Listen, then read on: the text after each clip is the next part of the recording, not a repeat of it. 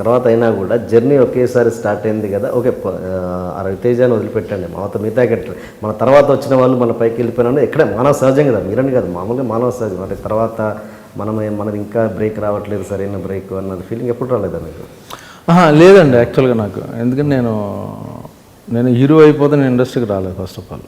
Okay, పెద్ద star అయిపోదాం ఆ ఆశలు లేవు ఫస్ట్ నుంచి. సో ఆ డిసప్పాయింట్మెంట్ నాకు అంతగా లేదు. ఒక 5% ఉంటుంది. ఇది రవితేజ పైకి వచ్చేసాడన్న బాధ కాదు, నేను కూడా వస్తే బాగుండనే ఫీలింగ్ తప్పించి, నేను కూడా బెటర్గా చేస్తా అన్న ఫీలింగ్ తప్పించి, రవితేజ వెళ్ళిపోయాడు కాబట్టి తను కంపేర్ చేసుకుని నేను కూడా అయిపోవాలన్న ఆ ట్రాక్లో ఎప్పుడు లేను నేను. ఎలా ఉంటుందండి మీ ఇద్దరి మధ్య రిలేషన్? అందుకే ఆ రిలేషన్ వల్ల నాకు ఆ ఫీలింగ్ లేదు. స్ట్రగ్లింగ్ డేస్ నుంచి మేము ఇద్దరం కలిసి ఉండేవాళ్ళం. సింధూర్ ఈవెన్ యాక్చువల్ నిన్నే పిల్లాడితాకి రవి యాక్టర్గా ఇంకా ట్రై చేయడం మానేసి నేను పనికిరాను అని అందరూ చాలామంది చెప్పారు. అతను పనికిరాడు, ఎందుకు నువ్వు వేరే లైన్లో ట్రై చేయాలంటే తను అసిస్టెంట్ డైరెక్టర్గా అయ్యి నిన్నే పిల్లాడితాకి అసిస్టెంట్ డైరెక్టర్. ఆ టైంలో తను కొంచెం ఇమిటేషన్ బాగా చేసేవాడు యాక్చువల్గా. అనిల్ కపూర్ వాక్ కానీ రెగ్యులర్గా మిమిక్రీ చేసేవాడు కాకుండా యాక్చువల్గా అతను చూసి యాక్టర్ని చూసి అలా బిహేవ్ చేయడం అన్నది తను బాగా చేసేవాడు. ఆ టైంలో నేను లంచ్ టైంలో చూసేవాడిని. ఒకరోజు నేను చేయమని చెప్పాను నాగార్జున తప్పు వాళ్ళ ముందు. తను అమ్మ వద్దు అంటే నేను పుష్ చేసేవాడిని, సరే చెయ్యి ఏమన్నా. తను నడుచుకుంటూ వస్తే అనిల్ కపూర్ బయట అలా వాక్ చేస్తాడు అనేది. ఓకే, తప్పు కింద పడిపోయింది చైర్లోంచి, నవ్వేసి అంత బాగా చేశాడు అన్నమాట. ఆ టైంలో అతను చూసి మన వంశీ గారు ఒక కన్ను ఉంటుంది అన్నమాట, చూస్తుంటాడు అందరిని. ఈయన యాక్టర్ చేయొచ్చన్న ఫీలింగ్ వచ్చి, సో కామెడీ ఫన్ గురించి ఒక క్యారెక్టర్ రాశాడు అన్నమాట. అది కానీ నిజంగా మరి అంటే ఆ టైంలో కృష్ణవంశీ గారు చేసింది నిజంగా గట్సీ. ఎవరు చేయరండి అప్పుడు. నిన్నే పిల్లాడితే బ్లాక్ బస్టర్ అయిపోయిన తర్వాత ఇంక వేరే రేంజ్లో చేద్దాం అనుకుంటారు. కానీ అంటే నాకు మాట ఇచ్చాడు వంశీ. అలా అంటే నిన్నే పిల్లాడితే షూటింగ్ జరుగుతున్నప్పుడు అన్నాడు, ఈ సినిమా సూపర్ డూపర్ హిట్ అవ్వాలి, నువ్వు దేవుడిని కోరుకో. ఆ సినిమా సూపర్ డూపర్ హిట్ అయితే నేను నిన్ను హీరోగా పెట్టి సినిమా ఊరికంటే నిజంగా చెప్తున్నాను, నిన్ను రుణం తీర్చుకోవాలన్నాడు. రుణం ఏంటి, నువ్వు గులాబీ ఇచ్చావు నాకు, నిన్నే పిల్లాడితే ఇచ్చావు. యాక్చువల్ నాకు తెలియకుండా చేసిన చిన్న పని అది. ఏది? కృష్ణవంశీ బాగా స్ట్రగుల్ అవుతున్న రోజుల్లో నేను కూడా స్ట్రగుల్ అవుతున్నా. నాకు ఇంటి దగ్గర డబ్బులు వచ్చాయి, మా ఫాదర్ పంపించారు. వంశీ తీసుకోవాలి ఇంట్లో డబ్బులు, కానీ ఇంట్లో వాళ్ళతో వచ్చేసాడు అంతే. తను బాగా చదువుకున్నాడు, ఎంఏ అది, బట్ ఒక డైరెక్టర్ అవ్వాలని దాంతో వచ్చేసాడు. డబ్బులు తీసుకున్న తను కలిసిన రోజున రెండోసారి మాటల్లో నైట్ 8:30 అయింది. నాకు అక్కడ పాండి బజార్లో ఒక చిన్న హోటల్లో మంత్లీ టికెట్ ఉండేది. ఆ టైంకి మాట్లాడుతూ సుప్రియ మెస్ అనేది మాట్లాడుతూ, వంశీరా సార్ భోజనం చేద్దాం, ఆ టైం అయింది, నేను తినాలి, నా పక్కన ఉన్నాడు సార్ రా అని తీసుకెళ్ళా. భోజనం చేసి యాక్చువల్గా అది విధి ఏదో అంటారు చూడండి, ఆ టైంకి తనకు భోజనం చేసి 2 days అయిందండి కృష్ణవంశీ భోజనం చేసి. ఇంకా నెక్స్ట్ డే మార్నింగ్ కుదరట్లేదు, ఇంక వెళ్ళిపోదాం ఇంటికని డిసైడ్ అయ్యాడు. ఆ విషయం నాకు తెలిసి అయ్యో భోజనం చేయలేదు నువ్వు నేను పెడతానన్న ఉద్దేశంలో కాదు, మామూలు జనరల్ క్యాజువల్గా అతను మనసులో ఉంచేసుకున్నాడు నాకు భోజనం పెట్టాడని. గ్రేట్. సో దాని గురించి నాతో అంత పెద్ద సినిమా తీసాడు అది. గ్రేట్. అంటే తర్వాత మీరు రెగ్యులర్గా అంటే ఓకే ఆ రోజంటే తినిపించారు, మరి తర్వాత ఇలా కంటిన్యూ అయ్యారైనా?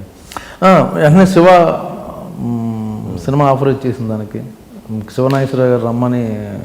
సో వర్క్ దొరికిపోయింది వెంటనే ఇమ్మీడియట్గా, ఇంచుమించు అదే వీక్లో సంథింగ్.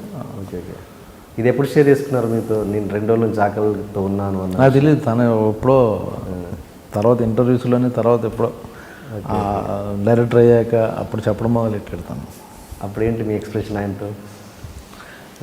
పర్టికులర్ ఏం లేదండి. నేను ఇప్పుడు ఏదో యాక్చువల్గా ఇప్పుడు టు బి ఫ్రాంక్ భోజనం పెడితే మీకు భోజనం పెట్టాను, మీరు రిటర్న్ ఇవ్వాలంటే నాకు 5 star హోటల్కి తీసుకెళ్ళి భోజనం పెడతారు తప్పించి 3 కోట్లు పెట్టి సినిమా తీయరు.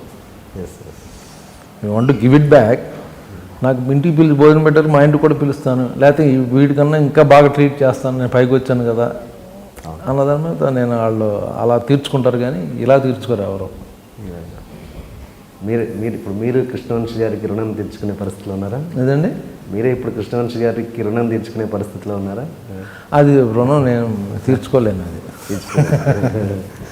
ఎందుకంటే ఒక సినిమా ఇచ్చాడు ఇప్పుడు, ఓకే తన డైరెక్టర్ అయితే మంచి క్యారెక్టర్స్ తను గులాబీ ఇచ్చాడు, నాకు ఇప్పటికీ గులాబీ మంచి పేరు. నిన్నే పెళ్ళాడతా ఫ్యామిలీలో ఒక మెంబర్ కింద, బేదర్ సీన్ బాగా పాపులర్ నిన్నే పెళ్ళాడతాలో. గులాబీలో ఒక ఫ్రెండ్ వెన్నుపోటు పడవడం అనేది ఇప్పటికీ స్క్రిప్ట్లో చాలామంది బ్రహ్మాజీ వెన్నుపోటు పొడిచేయడానికి రెఫరెన్స్ చెప్పుకుంటుంటారు స్క్రిప్ట్లో, అలాగా బ్యాక్ స్టాప్ చేయాలన్నదే ఆ క్యారెక్టరైజేషన్ వెళ్ళింది. కరెక్ట్.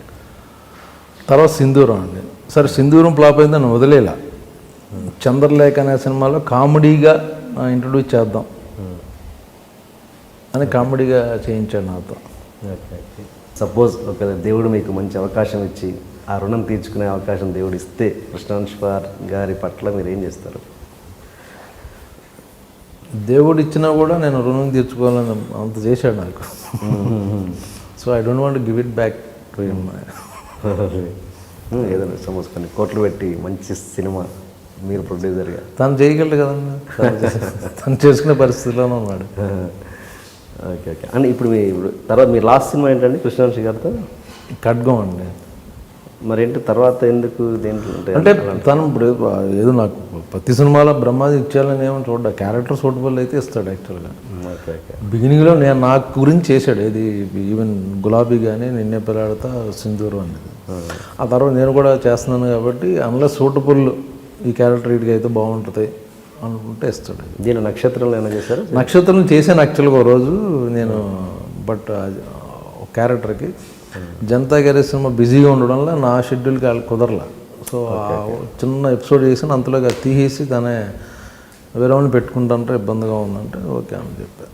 Okay okay.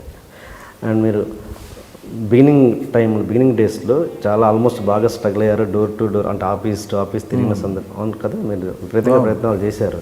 అప్పుడు మిమ్మల్ని బాధ పెట్టిన సంఘటన కానీ ఆ స్ట్రగుల్ డేస్ ఒకసారి ఏదన్నా మీకు గుర్తున్నా? యాక్చువల్గా అది మీరు స్ట్రగుల్ అంటున్నారండి, మేము స్ట్రగుల్ అనుకోను. నేను ఇలా అదే యాక్చువల్గా ఏదైనా అది మనకి ఇష్టమైన పని ఒక డ్రీమ్ చేయాలంటే అది స్ట్రగుల్ ఎలా అవుద్ది? Okay okay. ఆ సుఖమైన పని ఫోర్స్ చేసేసి నన్ను యాక్టర్ ఎవరో ఇంట్లో పంపిస్తే అప్పుడు ఇదేంటి నేను అని మన గోల్ అది beautiful experience, it's not a struggle. Okay. ఆ అందమైన ఎక్స్పీరియన్స్ని ఏదైనా ఇప్పుడు సపోజ్ మీరు అన్నారు కృష్ణవంశీ గారు ఆకలితో ఉన్నారని అది అదొక గుర్తుంచుకోపోయినాక ఏదైనా సరే ఇప్పుడు అది నేను స్ట్రగుల్గా ఎప్పుడు ఫీల్ అవ్వాలి. యాక్చువల్గా దాంట్లో మీరు గుర్తుండిపోయే సంఘటన ఒకటైనా ఉంటుందిగా, ఆ ఆఫీసులో చుట్టూ తిరిగినప్పుడు చిన్న ఏమంటే ఇప్పుడు అది న్యాచురల్ అవుద్దండి ప్రతి చోట. ఇప్పుడు ఒక 100 మంది ఆర్టిస్టులు వెళ్తుంటారు ఆఫీస్కి, అందరికీ జవాబు చెప్పాలి, అందరితో చేయాలి, ఎవడో ఒకటి ఇసుక్కుంటాడు కో డైరెక్టర్, ఎలా ఇప్పుడు ఎందుకు ఇప్పుడు కుదరదు డైరెక్టర్ మీట్ అవ్వడం, అలా అటువంటివి ఉన్నాయి చిన్నవి. బట్ ఆ టైంకి ఫీల్ అయ్యి తప్పించి ఇట్స్ ఎ ప్రాసెస్. అప్పుడు బాధపడతాం, తర్వాత కరెక్టే కదా. ఇప్పుడు ఆఫీస్కి బోలెడు మంది వస్తుంటారు, అందరికీ జవాబు చెప్పి అందరికీ ఇచ్చేయాలని.